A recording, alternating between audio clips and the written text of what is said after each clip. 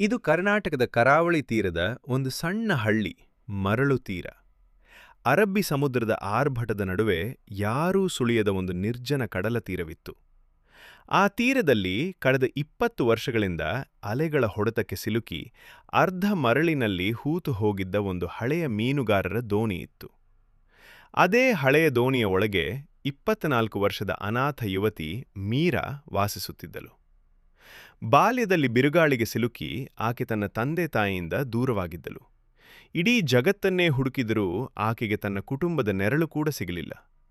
ಕೊನೆಗೆ ಆಕೆ ಆ ಒಂಟಿ ದೋಣಿಯನ್ನೇ ತನ್ನ ಪ್ರಪಂಚ ಮಾಡಿಕೊಂಡಳು. ಮೀರಾಳಿಗೆ ಕೈ ಹಿಡಿಯೋರು ಯಾರೂ ಇರಲಿಲ್ಲ, ತಲೆ ಮೇಲೆ ಒಂದು ಸೂರೂ ಇರಲಿಲ್ಲ. ಆಕೆಯ ಬಳಿ ಇದ್ದದ್ದು ಕೇವಲ ಒಂದು ಹರಿದ ಚಾಪೆ, ಒಡೆದ ಮಣ್ಣಿನ ಮಡಕೆ ಮತ್ತು ರಾತ್ರಿಯ ಚಳಿಗೆ ಆಸರೆಯಾಗಿದ್ದ ಒಂದು ಹಳೆಯ ಶಾಲು ಮಾತ್ರ. ಆಕೆಯ ಬದುಕು ಕಡಲ ಅಲೆಗಳಷ್ಟೇ ಸರಳವಾಗಿತ್ತು. ಪ್ರತಿದಿನ ಮುಂಜಾನೆ ನಕ್ಷತ್ರಗಳು ಮರೆಯಾಗುವ ಮುನ್ನವೇ ಕೈಯಲ್ಲೊಂದು ಹಳೆಯ ಗೋಣಿಚೀಲ ಹಿಡಿದು ಕಡಲ ತೀರಕ್ಕೆ ಹೊರಡುತ್ತಿದ್ದಳು.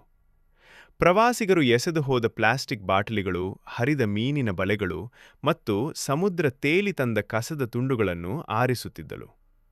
ಕೆಲವೊಮ್ಮೆ ತೀರದ ಬಂಡೆಗಳ ನಡುವೆ ಸಿಗುತ್ತಿದ್ದ ಸಣ್ಣ ಪುಟ್ಟ ಕಂಟಿ ಹಣ್ಣುಗಳನ್ನು ತಿಂದು ಹಸಿವು ನೀಗಿಸಿಕೊಳ್ಳುತ್ತಿದ್ದಳು. ಸಂಜೆ ಆ ಕಸವನ್ನು ಪೇಟೆಯ ಗುಜರಿ ಅಂಗಡಿಗೆ ಮಾರಿ ಬಂದ 2 ಕಾಸಿನಲ್ಲಿ ಸ್ವಲ್ಪ ಅಕ್ಕಿ ಅಥವಾ ಉಪ್ಪನ್ನು ಕೊಂಡು ನೆಮ್ಮದಿಯಿಂದ ಉಣ್ಣುತ್ತಿದ್ದಳು. ಒಂಟಿತನವೇ ಆಕೆಯ ಬದುಕಿನ ಉಸಿರಾಗಿದ್ದರೂ ಆಕೆ ಎಂದಿಗೂ ಯಾರ ಮುಂದೆಯೂ ತಲೆ ಬಗ್ಗಿಸಲಿಲ್ಲ, ಭಿಕ್ಷೆ ಬೇಡಲಿಲ್ಲ.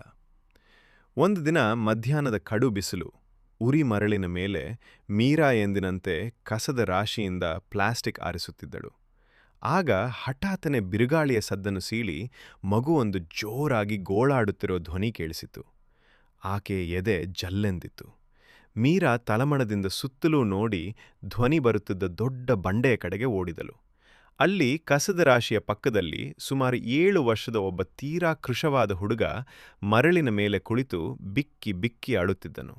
ಅವನ ಬಟ್ಟೆಗಳು ಹರಿದು ಕೊಳೆಯಾಗಿದ್ದವು, ಮುಖವೆಲ್ಲ ಮಣ್ಣಿನಿಂದ ಮುಚ್ಚಿ ಹೋಗಿತ್ತು ಮತ್ತು ಆ ಭೀಕರ ಬಿಸಿಲಿಗೆ ಅವನ ಇಡೀ ದೇಹವು ಬೆವರಿನಿಂದ ತೊಯ್ದು ತೊಪ್ಪೆಯಾಗಿತ್ತು. ಆ ಅನಾಥ ಮಗು ಯಾರ ಇರಬಹುದು? ಮೀರಾ ಆ ಮಗುವನ್ನು ಕಾಪಾಡುತ್ತಾಳಾ? ಕಡಲ ತೀರದ ಈ ಕಣ್ಣೀರಿನ ಕಥೆಯ ಮುಂದಿನ ಭಾಗವನ್ನು ನೋಡಲು ಈಗಲೇ ನಮ್ಮ ಚಾನೆಲ್ ಅನ್ನು ಸಬ್ಸ್ಕ್ರೈಬ್ ಮಾಡಿ ಮತ್ತು ಬೆಲ್ ಐಕಾನ್ ಒತ್ತಿ. ನಿಮ್ಮ ಅನಿಸಿಕೆಯನ್ನು ಕಮೆಂಟ್ ಮಾಡಿ ತಿಳಿಸಿ.